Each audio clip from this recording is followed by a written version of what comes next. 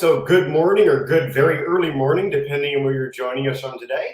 My name is Jesse, and I am with Exploring by the Seat of Your Pants. If you're joining us for the first time, we are all about bringing conservation, adventure, and science into classrooms around the world. And I am so excited today, because today marks day 2 of our 3-part epic series highlighting the new Ingenious Plus campaign. So this is a joint campaign between the Rideau Hall Foundation and JA Canada, and we are partnering with them in showcasing some of the top, most amazing innovators across Canada working to make Canada a healthier, smarter, and kinder place. Now, on day 1, just a couple days ago, we were joined by Charles DeGuire of Canova Robotics, talking about all the amazing work that they do, Kyla Judge of the Georgian-Beg Anishinaabeg Youth, and Smart Ice Team, Shauna Digger, the program support lead for them, highlighting just some incredible stuff coast to coast to coast across Canada. And we are continuing with that today with a series of 3 amazing presentations. Now, I don't want to steal all the thunder, so what I want to do is share a quick video from the Ingenious Plus campaign highlighting what it's all about, and turn it over to Jill from the Rideau Hall Foundation to explain a little bit more about this fantastic contest before we dive in with our speakers. So let me cue up that video and we'll dive in.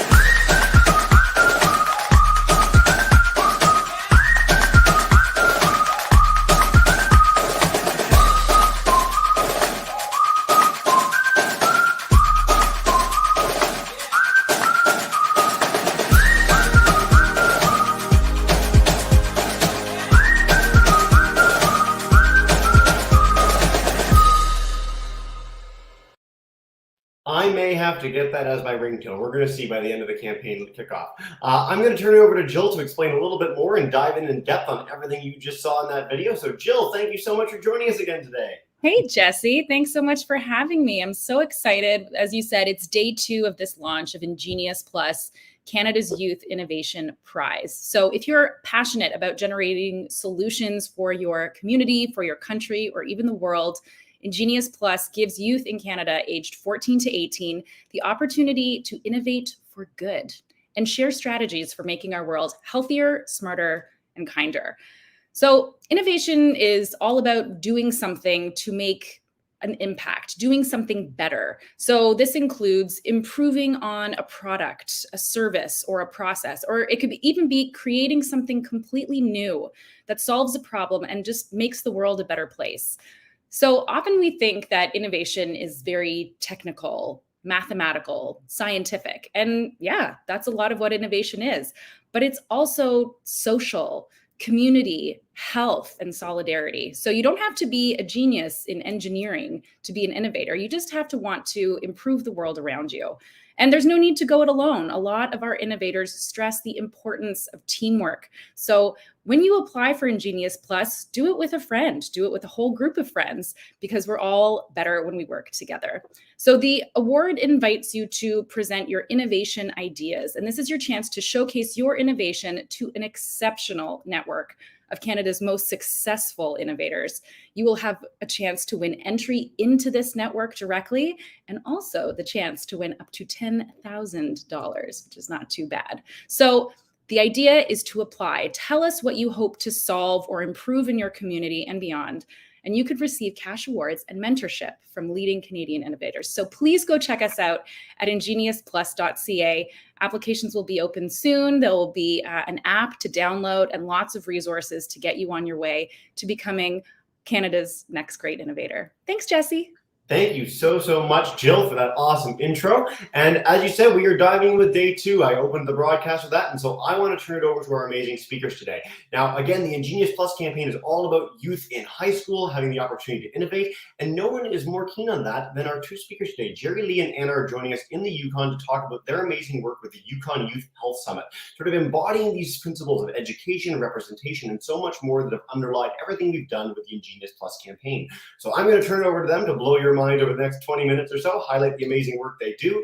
They are also the winners of the Arctic Inspiration 2019 prize of $90,000 for their amazing work. So they've been lauded from all over Canada and beyond for doing such neat work. Anna and Geri-Lee, thank you so much for joining us today, and take it away, ladies.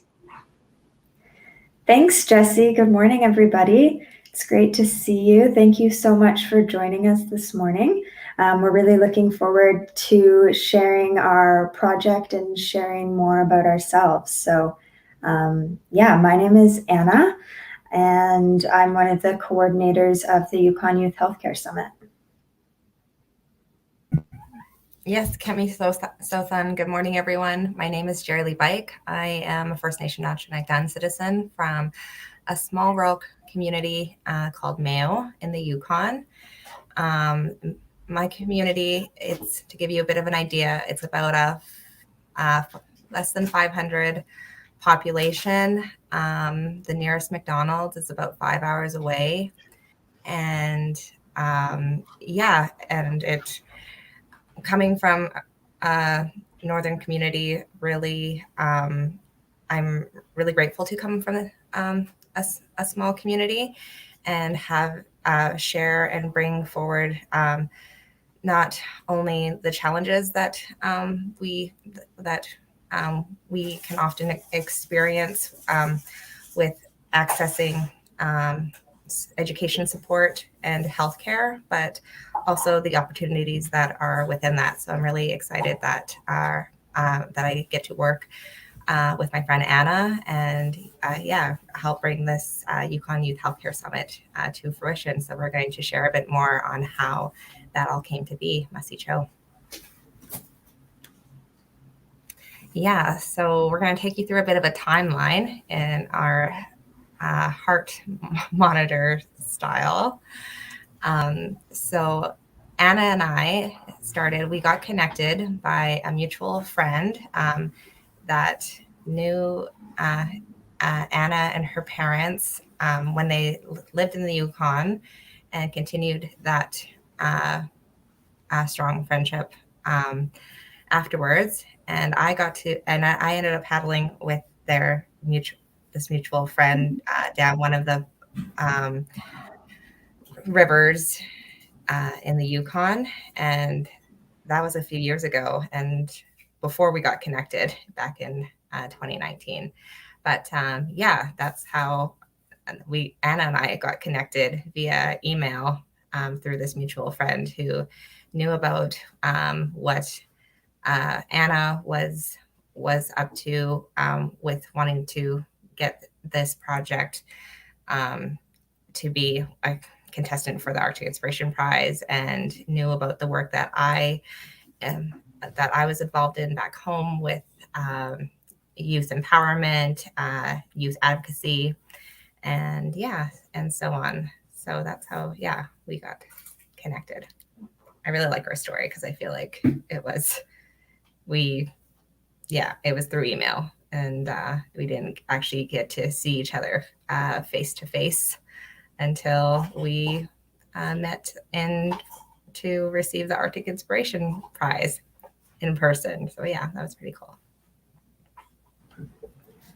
Yeah, so as Jesse mentioned, we're youth laureates of the 2019 Arctic Inspiration Prize for the project proposal that we submitted.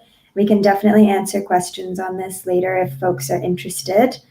But that is our funding for how the Yukon Youth Healthcare Summit came to be. So we're very grateful to everyone at AIP for being so helpful and believing in our vision.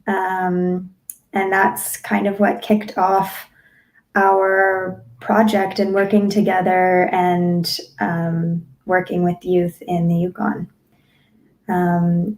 Although unfortunately, as we all know. So we won the AIP prize in February 2020.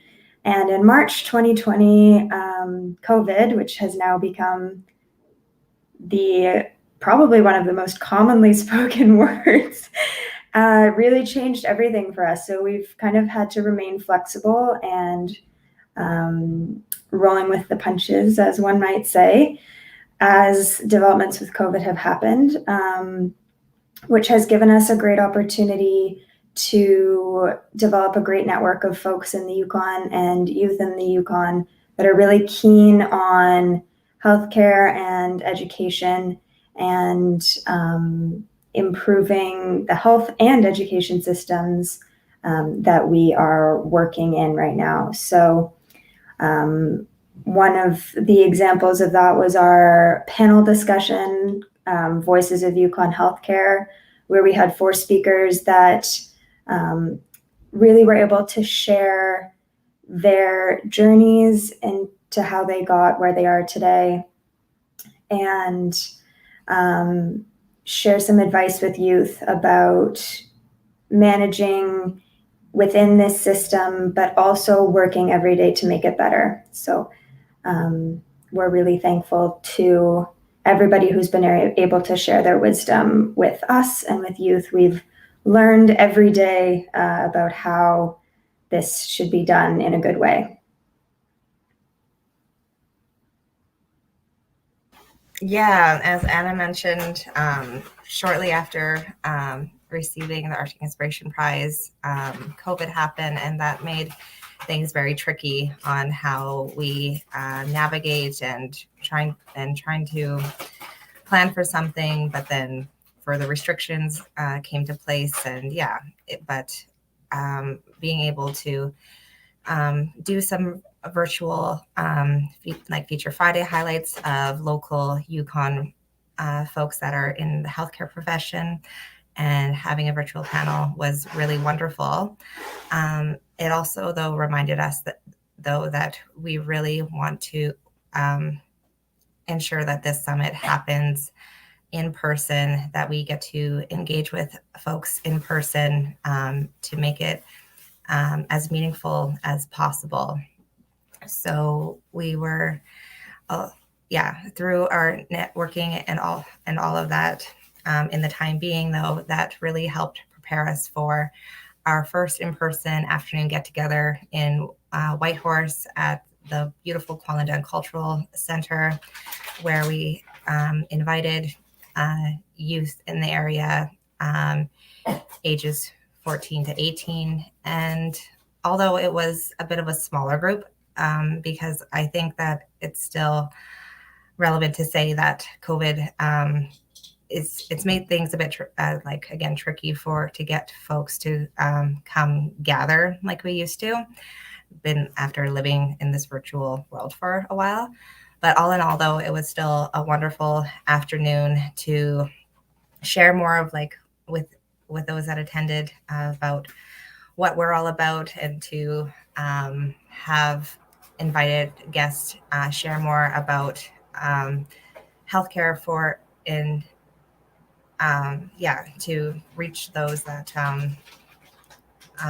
could look at it in a new light, like how to advocate for themselves and their loved ones in a good way. I think those strong reminders are really, really helpful, and it gives people an understanding and a better and confidence on when they go into a facility that they may not feel may feel a bit hesitant going into, and just reminding them that they hold value and place and some good power on how they advocate for themselves and loved ones in that space. We had that filmed, and we just got a little video created just the other day. So we look forward to sharing that on our social media. To reach more people, to give those an idea of why we're doing our summit, and why we want to hear more from young people, because that was a big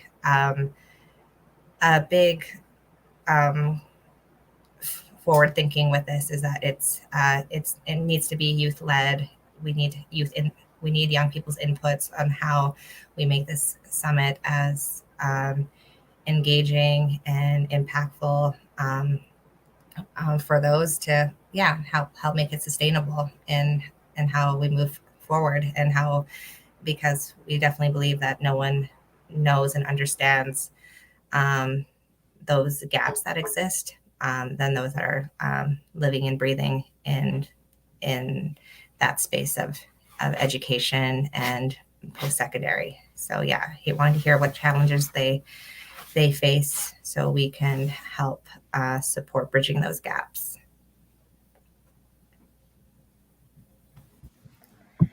So following our get together in Whitehorse, we had a really meaningful opportunity to join the Western Arctic Youth Collective Wake on the territory of the Kwැch'ӓn First Nation on Land of Plenty for a youth gathering there. And we just had such an incredible time, exactly as Geri-Lee is talking about, discussing the gaps that are there and working with a big team of incredible minds of youth to come up with those solutions and innovate as a big team, which is what this prize is all about, I think. So we're really grateful for that opportunity to continue to work on creating a Yukon Youth Healthcare Summit that addresses everybody's needs and is inclusive for all folks that are interested in this path of health and education. So we really enjoyed our time on Land of Plenty. We're very grateful to everybody that put that together. And we were able to set up some connections in the most remote community in the Yukon to really get our message and the message of innovation and making things better out to a wider audience. So we're very grateful that we were able to learn and grow together at that opportunity. Yes, Anna put it so beautifully. The time that we got to spend out on the land and just share and learn from one another on the issues that I feel like COVID has really shown and brought light to, like in regards to mental health and healthcare gaps and education gaps. It was great to be in a safe space where we could talk about those things openly and know that and be reminded that this project and why we felt it was important, and we and others recognize that that need to for it. For us to see this come to fruition, it's really good.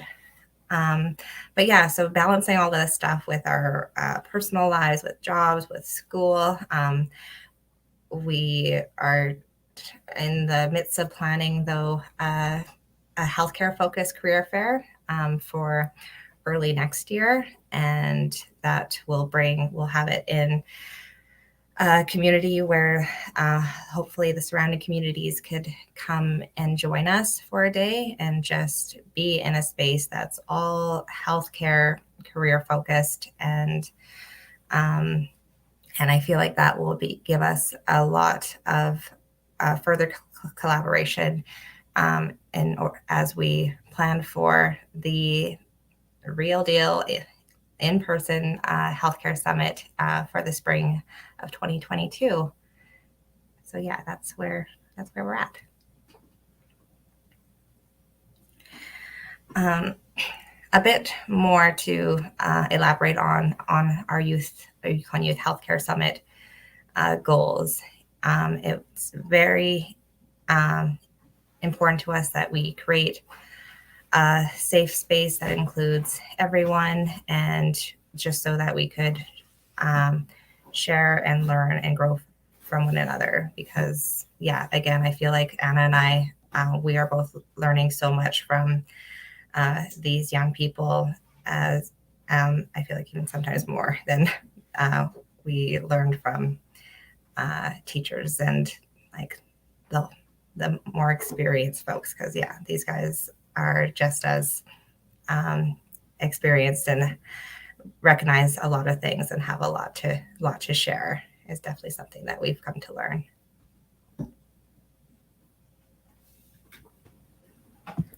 Yeah, so moving forward, our goals are to support and uplift youth throughout their learning journeys, whatever path they choose is best for them, and to move through that with recognition of the gaps or barriers that they're facing, and supporting them in filling those gaps, and supporting them in any way they need. And the overall objective long-term is to increase the representation of Northern Indigenous folks in post-secondary and healthcare careers.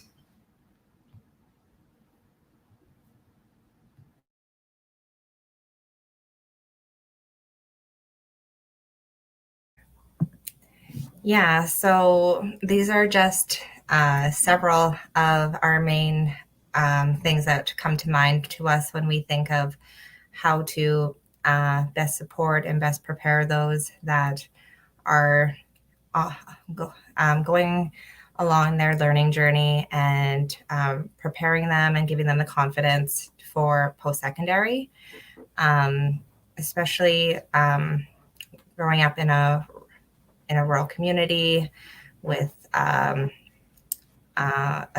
with schooling that maybe we don't often get the supports or that those in an urban setting tend to receive, like an educational like advice counselor, and so on. But these are some of the things that we hope to recognize that include budgeting and time management, how to keep your mind and body moving for good health, and great studying tips, and a good nutritional program for yourself while you're go with your studying, and also ensuring that cultural connection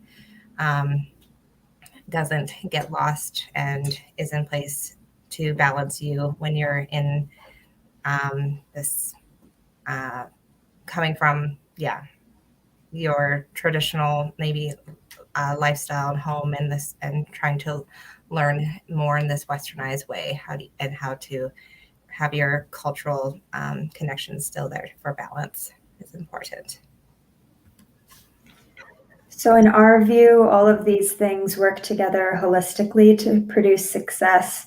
And we've included one bubble that is open for suggestions. So if you have things that you feel are really important for success, please feel free to share them with us, because like we said, it's important for us to know how these items work together and create success. And one of the things that we want to point out that we're a perfect example of within our team is that you don't need to be excellent at every single one of these to be successful. You can create a network, whatever path you're on, where you can work together to make sure all of these bubbles are being filled, and you can work with your support system, with your friends, your family, some supportive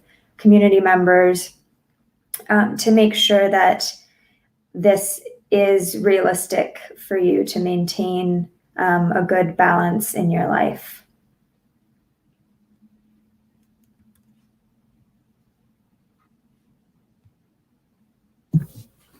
Yeah, thank you for listening and watching our slideshow. And we're just sharing our contact info. If you would like to follow us on social media, it's all there. We're both open and available almost any time to be reached at via phone and anytime email. And we'd love to hear from you, and we'll get back to you right away. Nacho. Thank you so much, Anna and Geri-Lee. And you're the very rare speakers that are putting your phone number and email address right in the thing. So I know we've got a bunch of Yukon classes set to join in on YouTube after the fact. And I really, really appreciate that because it makes that connection so much easier. So thank you guys for sharing that. And again, focusing on balance so much, which is something that so many people don't talk about in these programs. Whatever you're interested in, whatever innovations you're coming up with, whatever science or exploration you're doing, it's really important to leave time for the rest of your life. And I think it feeds back into being a successful person. It feeds back into being a well-rounded person to incorporate that so deeply. So thank you guys for highlighting that. Anna, I know you're playing the presentation from your end. If you'd like to turn off screen share, you can see us again, have a bit of a conversation. But I've got a bevy of questions.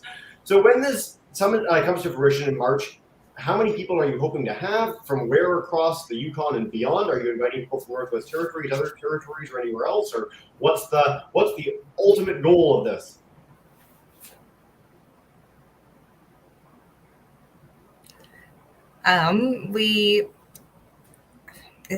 It's definitely more the merrier. We would want to invite and include all those that are interested in learning, whether it's healthcare, whether it's just how to best prepare for post-secondary, and definitely letting folks know that travel costs should not be a barrier. That's why we have the funding to support anyone and everyone to join us for that duration.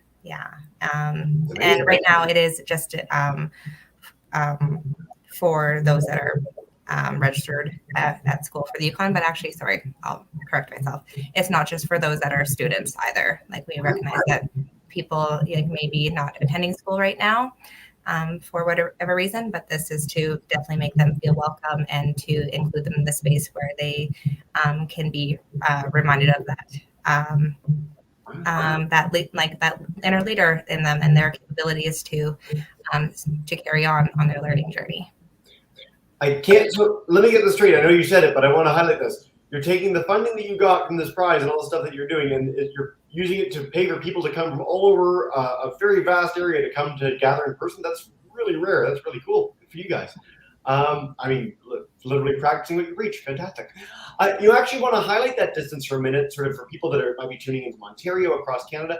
What are some of the challenges to administering healthcare in the Yukon in general that I guess underpin some of what you're doing? Sorry if I understand you right. So traveling to anytime most appointments need to take place, it's out of the community.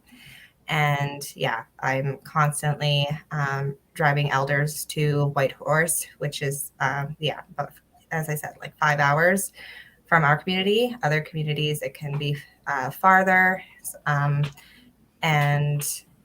then it can go beyond that often, of having to go to Vancouver, and ensuring that recognizing that there are gaps within there, how people travel and feel comfortable. There's a lot of, when they come to the city, Whitehorse, it's a it can be a big stressor, and wanting to our summit to help recognize that there's those gaps there, and listening to input on how maybe recommendations we can bring forward on how to make that better.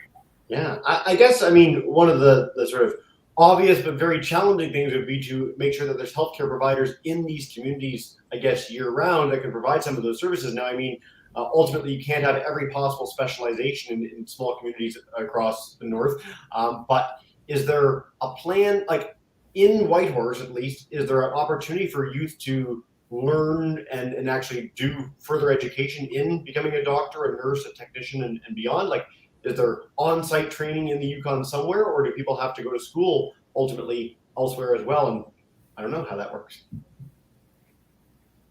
Yeah, so Yukon University, we're very fortunate to have them that have started to get set up in Whitehorse. So they also have campuses across the Yukon.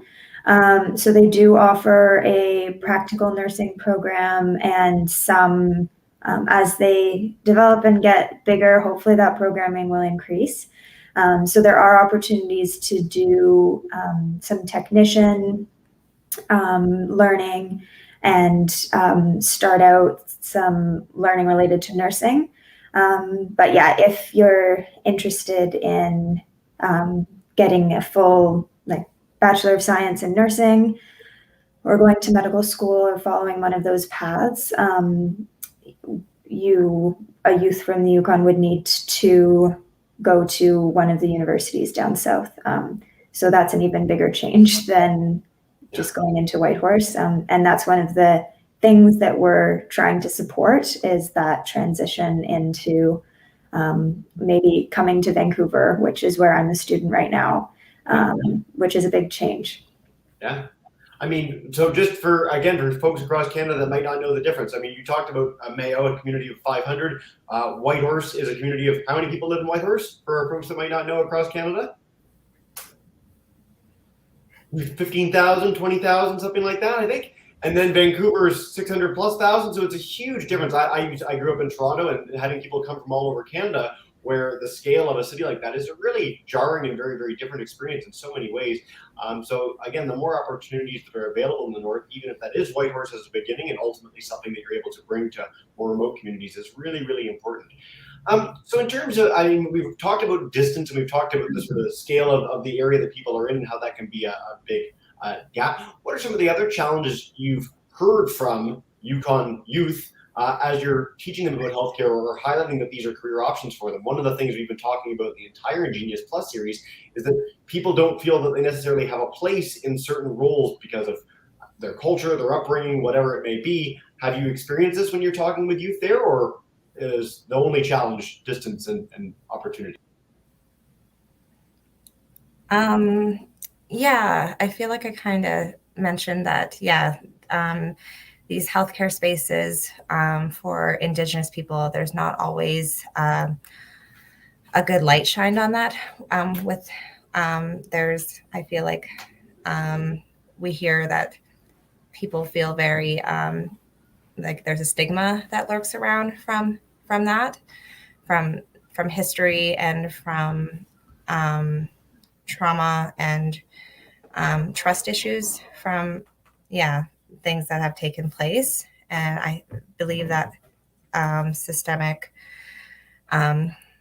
racism is still alive in those settings, and that is definitely something that has been shared. And we also, as I mentioned before, just how to prepare youth to going into these spaces, and preparing online, and how to still feel connected to home is something. Sorry, I just wanted to mention I have my great grandma who's walking back and forth. No worries at all. She's on the picture as well on one of our slideshows. Hello to great grandma in the background. I guess on a quasi-positive note, we were talking about COVID a little earlier in the broadcast. I guess as COVID has sort of made people really much more adept and regular users of distance learning and distance education, it might have been at least a small positive thing for students that would otherwise have never had that opportunity to become so adept at that. It's been very challenging. It does lead to a lot of loneliness in a lot of cases, and we've seen that in a lot of our broadcasts, and certainly last year as we ran programs to teachers alone in their classroom. But I guess it's a bit of a training leading into this, so to speak. So I'm curious, when you've chatted with people in the past, and you've had these virtual webinars,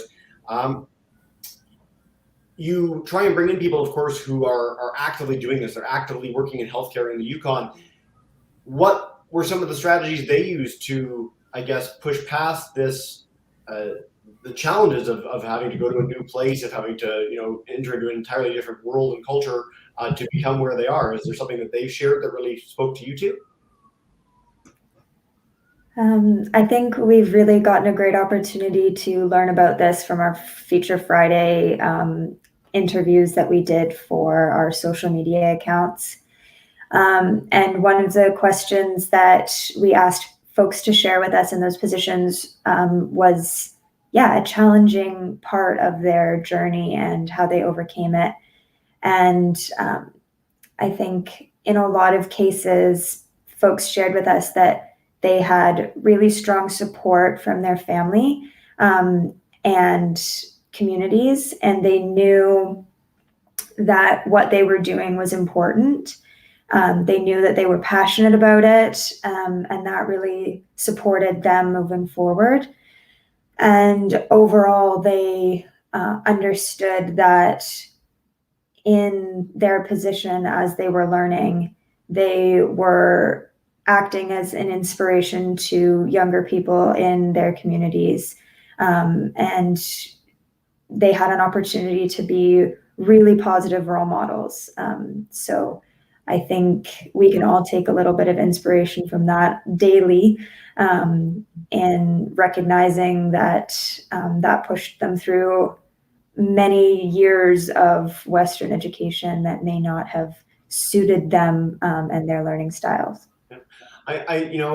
A lot of us, I was very lucky to have a very supportive family leading to what I did in my career. A lot of the people we bring on this broadcast have that opportunity, and that's wonderful. But if you can build a community around that, where that support is not just from your family unit or from close friends, but from a whole network of people, it's a really special thing. So kudos to you guys for building that up and doing such a special job. That I hope the summit goes so well, and congrats on everything you've done virtually in the meantime.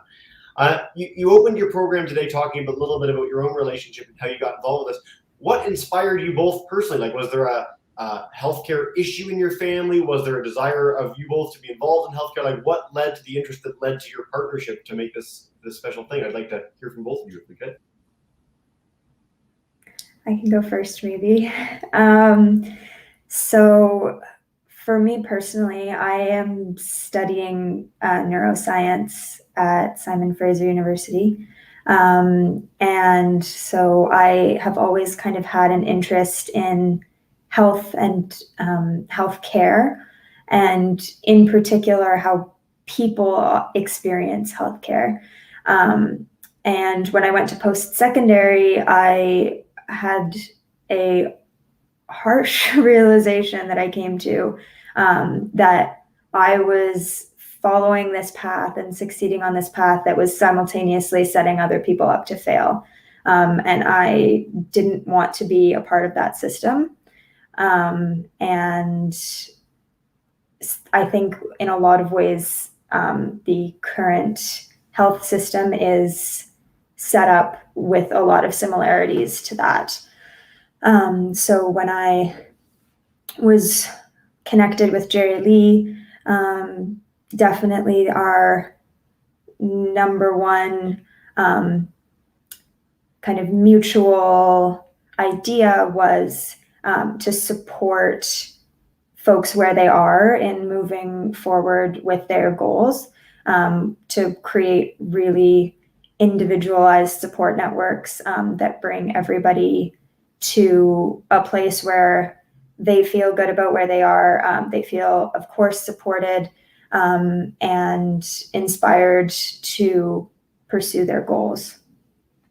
Fantastic. Geri-Lee, I want to hear from you. Oh, thank you, Anna. I love listening to you.